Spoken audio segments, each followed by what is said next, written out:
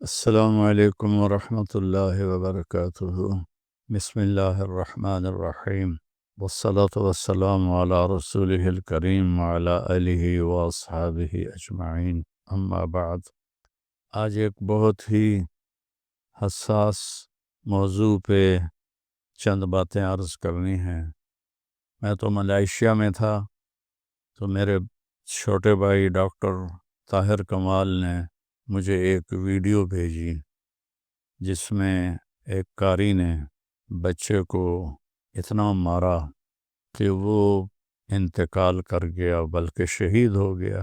تو بہت صدمہ ہوا، بہت دکھ ہوا۔ اس کی کمر کی فوٹو تھی، اس معصوم بچے کی میت کی فوٹو تھی، اور اس نامراد قاری کی فوٹو تھی۔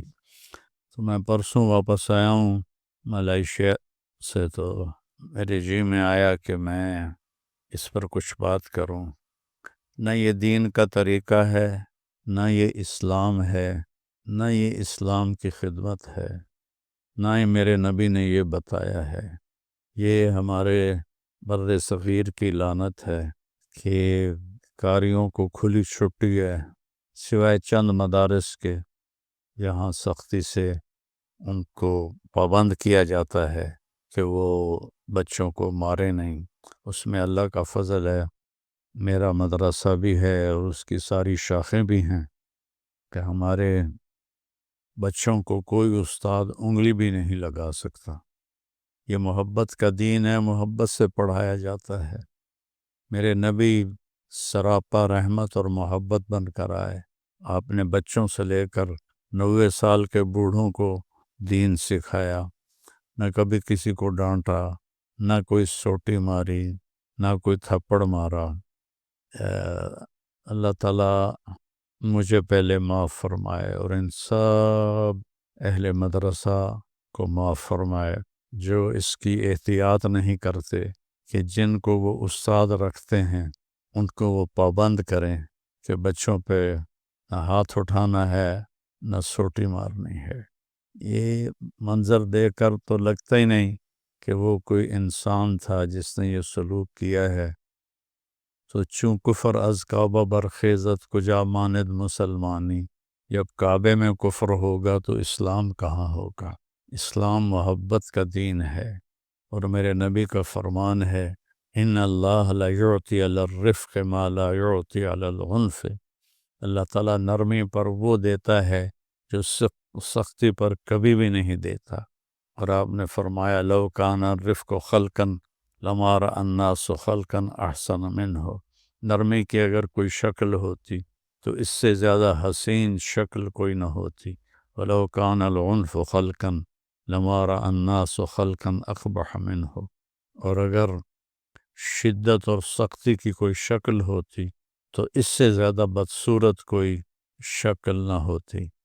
تو یہ شدت تو اسلام میں جائز ہی نہیں ہے، یہ تو ظلم ہے، یہ پڑھانا نہیں ہے۔ اس قسم کے قاری ظالم ہیں، اور بڑے دکھ درد سے کہنا پڑتا ہے کہ جتنے حفظ کے مدارس ہیں اس میں اکثریت 90-95% بچوں کے ساتھ قاریوں کا یہی حال ہوتا ہے، مار مار کے انہیں فنا کر دیتے ہیں۔ ایک دن اس بچے نے چھٹی کر لی تو اس کو پیار سے بھی سمجھایا جا سکتا تھا، لیکن اس کو اتنا مارا کہ وہ مر ہی گیا۔ ان بچوں کے والدین پہ کیا گزری ہوگی۔ یہ ہم اپنے بچپن میں جب پرائمری اسکول میں پڑھتا تھا، رئیس آباد اپنے گاؤں میں ہی پرائمری اسکول میں نے 5ویں جماعت پاس کی، اور پھر سینٹرل ماڈل اسکول کا ٹیسٹ اللہ کے فضل سے میں نے کلیئر کر لیا۔ پتہ نہیں وہ کس طرح ہو گیا، بہت فرق تھا۔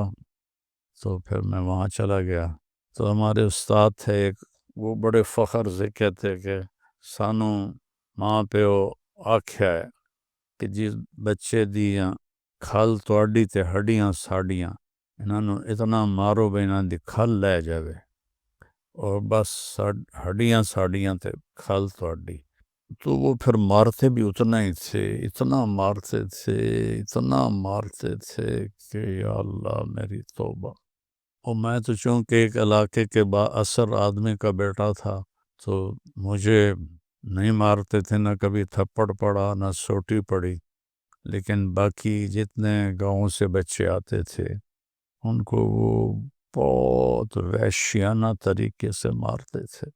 اور یہی حال میں نے مدارس میں دیکھا ہے کہ اتنا مارتے ہیں، بچوں کی چیخیں ہوتی ہیں اور وہ ایسے ظالم ہوتے ہیں کہ ان کے کان پہ جوں نہیں رینگتی، کوئی دل پہ اثر نہیں ہوتا۔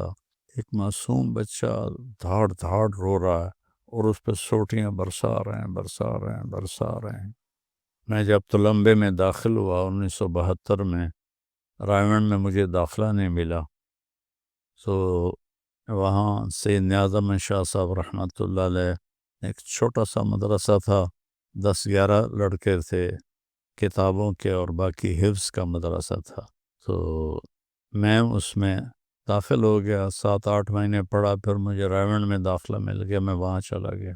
تو وہاں میں حفظ کی جو کلاس تھی وہ ہمارے سامنے ہوتی تھی، تو ان کے قاری صاحب اس بے رحمی سے بچوں کو مار رہے ہوتے تھے۔ اب میں کالج سے آیا تھا تو مجھے اندر ہی اندر اتنی شدید قسم کی سب ایک نفرت ہوتی تھی کہ یہ تو میرے نبی کا طریقہ نہیں، یہ تو اسلام نہیں۔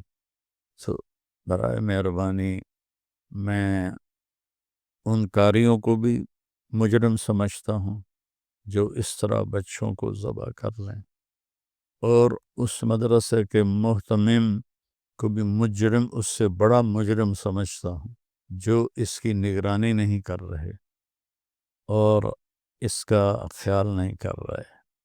مجھے ایک واقعہ یاد آیا کہ مفتی رفیع صاحب رحمۃ اللہ علیہ دارالعلوم کراچی، انہوں نے سختی سے منع کیا ہوا تھا کہ بچوں کو، مجھے کسی نے سنایا اس لیے میں روایت نقل کر رہا ہوں، چشمدید نہیں ہے، نہ ہی ان سے براہ راست سنا ہے، لیکن ایک معتبر آدمی سے سنا۔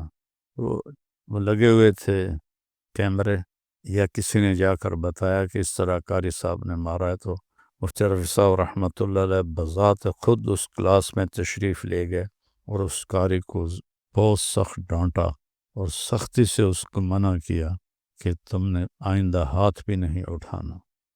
تو یہ جو محتمم حضرات جانتے بھی ہیں کہ اس طرح بچوں کو مارا جا رہا ہے اور پھر وہ قاریوں کو منع نہیں کرتے، تو یہ دونوں برابر کے مجرم ہیں، برابر کے شریک ہیں۔ میں اس لیے کہہ رہا ہوں کہ کہیں دین والے بدنام نہ ہو جائیں، اصل دین والے بدنام نہ ہو جائیں۔ الرسول المعلم، علامہ عبد الفتاح ابو غدہ نے ایک کتاب لکھی ہے کہ اللہ کے نبی بطور معلم، بطور مدرس۔ وہ کتاب میں نے پڑھی، وہ اپنے مضمون کی پہلی کتاب ہے، منفرد کتاب ہے۔ میں نے اپنے سارے مدرسے کے اساتذہ سے کہا کہ اس کتاب کا آپ لوگ مطالعہ کرو کہ آپ نے کیسے پڑھایا۔ ہمارا ستم یہ ہے کہ ایک بچہ حفظ کر کے فارغ ہوتا ہے، تو آج کل قحط الرجال ہے، اس قسم کی خدمت اور مشقت والی نوکری کرنے کے لیے کوئی تیار نہیں ہوتے، تو جو تیار ہوتا ہے اس کو بغیر سمجھائے، بغیر بتائے، بغیر تربیت کے اس کو حفظ کی جماعت میں بٹھا دیتے ہیں۔ سوٹی اس کے ہاتھ میں ہوتی ہے، وہ جدھر چاہتا ہے پھر اس کو سفاکانہ طریقے سے استعمال کرتا ہے۔ تمام جو اسکول کالج کے ٹیچر ہیں، پروفیسر ہیں، ان کے لیے ٹریننگ کالج ہیں، ٹریننگ سینٹر ہیں۔ میں سینٹرل ماڈل اسکول پڑھتا تھا، تو میرے ساتھ ہمارے اسکول کے ساتھ ہی ایک سینٹرل ٹریننگ کالج تھا جس میں پورے پنجاب سے ٹیچر آتے تھے جنہوں نے آگے ٹیچنگ کرنی ہوتی تھی، ان کو وہاں تربیت دی جاتی تھی کہ کس طرح پڑھانا ہے اور کیسے پڑھانا ہے، اور پھر وہ ہمیں وہاں سے اب بطور ایک پریکٹیکل کے وہ بھیجتے تھے اس کالج کے پرنسپل ہمارے اسکول میں، ان کو جو وہاں سیکھنے آتے تھے وہ ہمیں آ کے پڑھاتے تھے۔ تو یہ نظام جو سب سے بڑی کتاب ہے اور سب سے بڑا علم ہے، اس کے لیے یہ نظام کوئی نہیں ہے۔ کوئی مدرس لگ جائے تو اس کے لیے بھی کوئی تربیتی نظام کوئی نہیں ہے، اور کوئی قاری لگ جائے مدرس تو اس کے لیے بھی کوئی تربیتی نظام کوئی نہیں ہے۔ لہٰذا نئے نئے جو آتے ہیں جو شیلے، وہ پھر اس طرح کی حرکتیں کرتے ہیں۔ میں نے تو دیکھا ہے مدرسوں میں مارتے ہوئے اور زنجیریں پڑی ہوئی پاؤں میں نے خود دیکھی ہیں۔ میں ساہیوال ایک حفظ کے مدرسے میں گیا تو وہاں بچوں کو زنجیریں پڑی ہوئی تھیں۔ بھلا یہ بھی کوئی انسانیت ہے، اور یہ بھی کوئی پڑھانے کا طریقہ ہے کہ بچوں کو زنجیریں لگا دینا؟ میں نے اپنے مدرسے میں یہ کہا ہوا ہے کہ جو بچہ چل سکتا ہو اسے چلاؤ، اور جو نہیں چل سکتا تو اسے مارنا پیٹنے کی بجائے اس کے والدین کو بلا کر اس کے حوالے کر دو کہ یہ بچہ نہیں پڑھ سکتا۔ لیکن اس کو اتنا مارنا کہ وہ ذبح ہو جائے۔ یہ صرف بر صغیر میں ہے، ہندوستان، بنگلہ دیش، پاکستان، ان 3 جگہ پر یہ ستم ہے، بلکہ ظلم ہے۔ اور والدین بھی ایسے نادان ہیں کہ وہ کہتے بس ہمارا بچہ حافظ بن جائے، چاہے اس کی کھال اتار دی جائے۔ وہ حافظ تو بن جائے گا لیکن صحیح مسلمان نہیں بنے گا۔ مار پیٹ سے کبھی کسی کو ہدایت نہیں ملتی، کسی کو راستہ نہیں ملتا، اس کے اندر الٹا نفرت پیدا ہو جاتی ہے اور بغض پیدا ہو جاتا ہے۔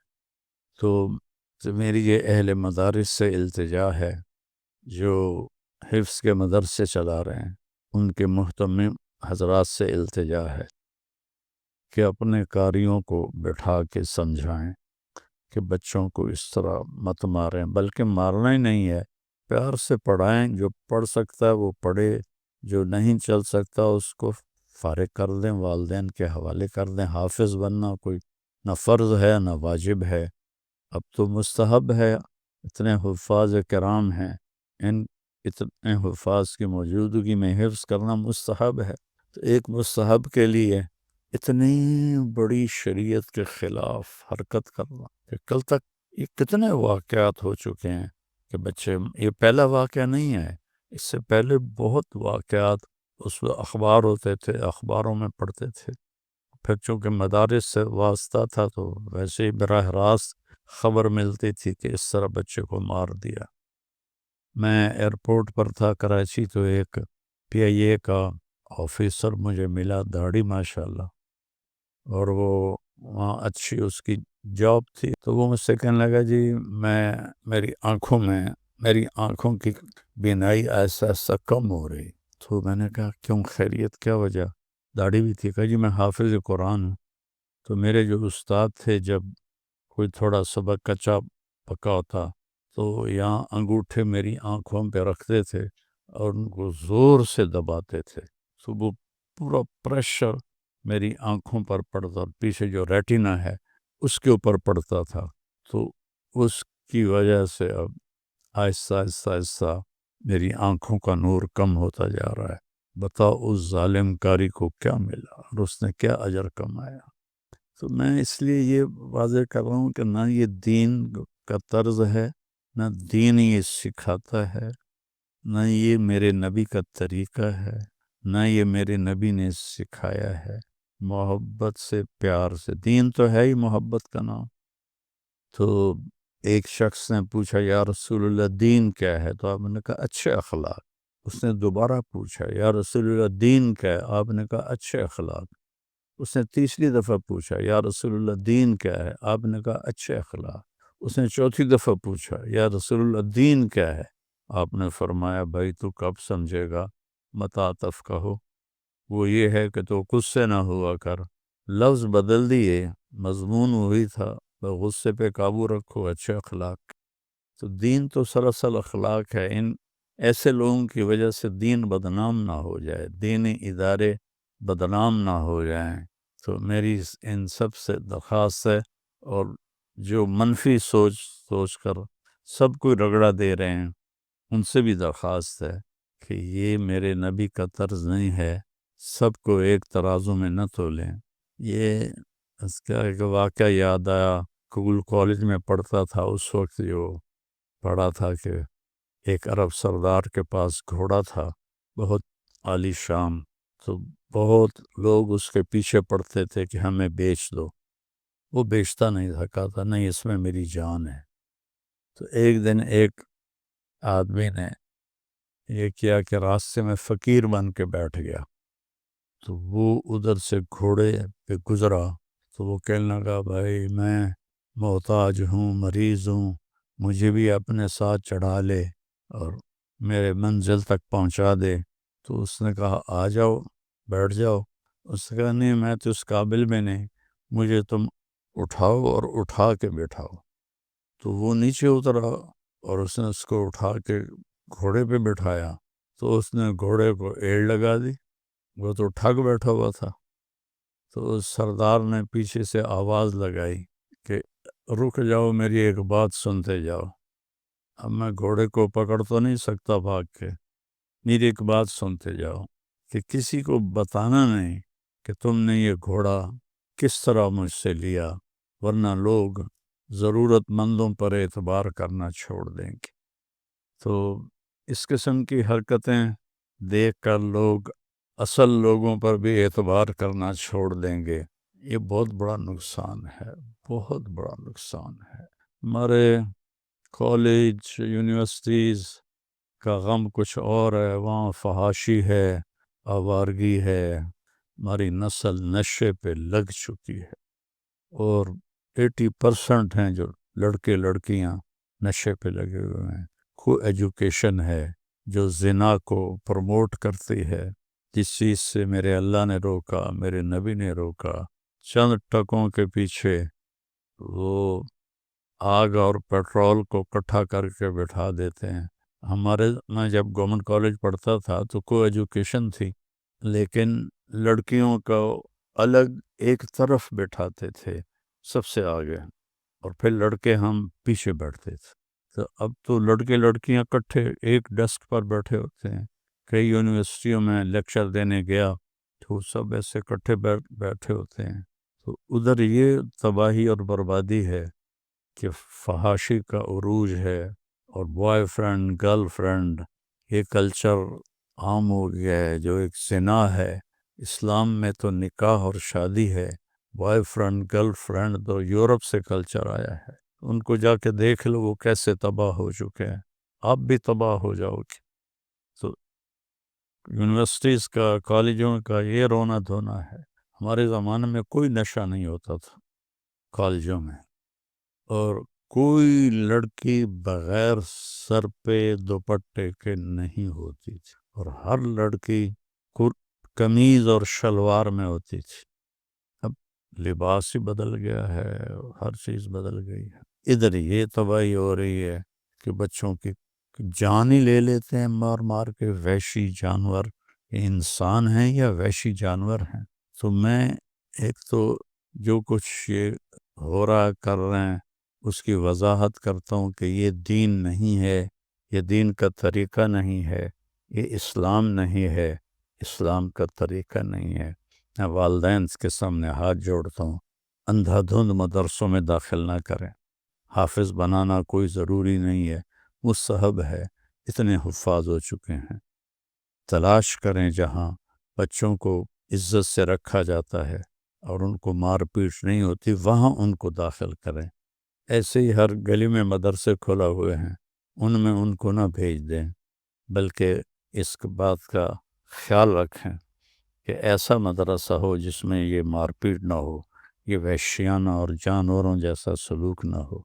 اور ان محتمم حضرات سے بھی عرض کرتا ہوں کہ اس کی پابندی کریں، اور عوام سے بھی عرض کرتا ہوں کہ آپ روڑے اور دانے کو ایک ہی ترازو میں نہ تولیں، یہ میرے نبی کا بتایا ہوا طریقہ نہیں ہے۔ میرے نبی کا طریقہ محبت اور پیار ہے۔ تو جو یہ کر رہے ہیں میں ان کی طرف سے بری الذمہ ہوں اور برات کا اظہار کرتا ہوں، اور جو صحیح طریقوں پر یہ کام کر رہے ہیں اور ہیں کافی ہیں، اللہ کا فضل ہے، ان کو مبارکباد پیش کرتا ہوں۔ آپ سب کے سامنے ہاتھ جوڑتا ہوں کہ اندھا دھند ایسے حفظ کر کے آ گیا اور اس کو آپ استاد بنا کے بٹھا دیتے ہو. کوئی اس کی تربیت کرو، کوئی اس کی ٹریننگ کرو. دورہ حدیث سے فارغ ہو کے آ گیا، آپ نے اس کو لڑکوں کے آگے بٹھا دیا تو ان کو پڑھاؤ. پہلے یہ خود تو پڑھے، خود تو یہ اچھے اخلاق سیکھے، تو پھر جا کر وہ مدرس بنے. ورنہ تو کان پکڑانا اور دیوار کے ساتھ لگا کے ان کو ککڑ بنا دینا، کیسی کیسی عجیب حرکتیں ہوتی ہیں. یا اللہ میری توبہ، یا اللہ میری توبہ. تو میں اپنا دکھ ہی آپ کے ساتھ میں نے شیئر کیا ہے کہ جو اصل لوگ کام کر رہے ہیں وہ نہ بدنام ہو جائیں. وہ گھوڑے والے سردار کی طرح اس نے کہا تھا کہ دیکھنا بتانا نہیں، ورنہ ضرورت مند پہ اعتبار اٹھ جائے گا. تو ایسوں کی وجہ سے جو اصل کام کر رہے ہیں ان پہ اعتماد اٹھ جائے اور ان کے بارے میں بھی برے خیالات آ جائیں، ایسا نہ ہو. تو اس کے لیے میں گزارش کرتا ہوں کہ اس کا اہتمام کیا جائے. بچوں جس قاری کو رکھنا ہے اس کی 1 سال ٹریننگ ہو. جس استاد کو، جو لڑکے کو استاد بنانا ہے، اس کی 1 سال ٹریننگ ہو، پھر اس کو بٹھایا جائے اور یہ سمجھا کے کیا جائے جو اس قاری نے کیا ہے اس سے اسلام بھی بری ذمہ ہے اور ہم سب بری ذمہ ہیں. السلام علیکم ورحمۃ اللہ.